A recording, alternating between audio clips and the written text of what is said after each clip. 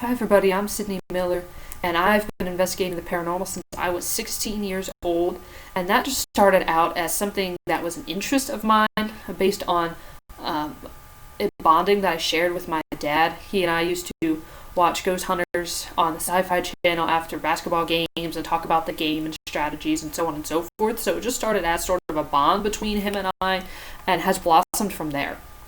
Not long after that, I got a job at the Ohio State Reformatory, which was not far from where I grew up and was raised. And in my 4 years there, I spent some time giving ghost walks and ghost hunts where I shared my experiences of the paranormal, shared some of the history of the building, but also made it really interactive for my guests by sharing different pieces of ghost hunting equipment, how it was used. I tried to explain why people use it, why people like it, why people don't. What do the skeptics say about this? Because I think it's very important to question everything and to find what fits for you. So one of my mottos for investigating the paranormal is that it is not an exact science, and I think that is very true, because we use things like the scientific method to try and come up with a theory of what might be going on here, who might be haunting this place, what else could it be that's not paranormal, and then we try to test that theory, and we use different pieces of equipment and so on and so forth. But where it's not an exact science is that we can't always replicate it. We could go to the same place and try the same exact thing 15 times and get evidence of a potential haunting once or twice. Very rarely we're going to get it all 15 times. And does that mean that spirits don't exist? I don't think so. I don't think that's what that means. I just think it depends on being there at the right time, in the right moment, having a sort of a connection build up. You're probably not going to get something the first time you walk into a place.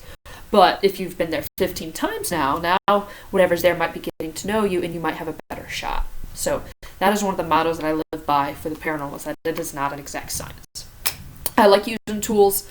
I think the K2 meter and the digital recorder are two of the basic tools that you need, but I think the best thing that you have to use are your senses. Your sight, your smell, your hearing in particular are some of the best tools that you can have. And you can very easily get too caught up in some of this equipment if you're not careful. So that I think any use of digital equipment should only supplement your experiences, supplement your investigation, and not be the focus of your investigation.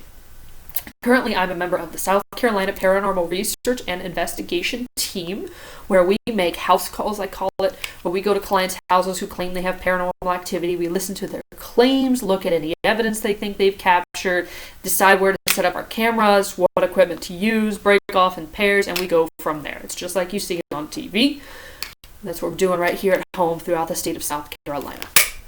When I first started doing this, I've been on a part of the team for over a year now, and I'm training to become a lead investigator, which has a little bit more responsibility. The person that kind of takes charge.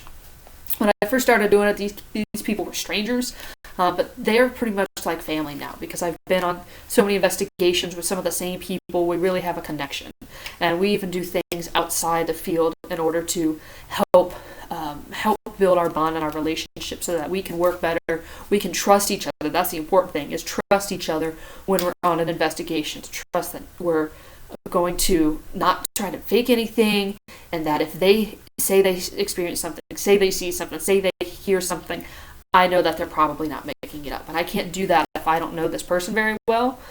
But when I start to know, okay, this person doesn't say this very often, this person never sees something, now all of a sudden they've seen something, that's pretty special.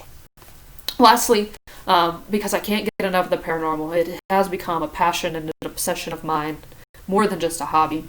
I have started my own paranormal podcast called Not Afraid with a former co-worker who used to work with me at the Ohio State Reformatory.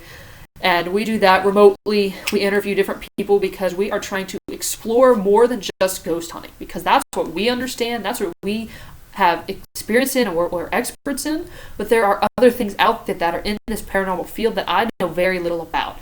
We've interviewed a witch.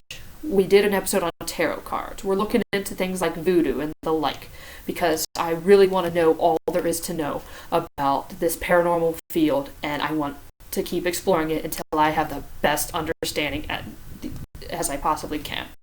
And that's just something of mine, is I always try to be the hardest worker in the room.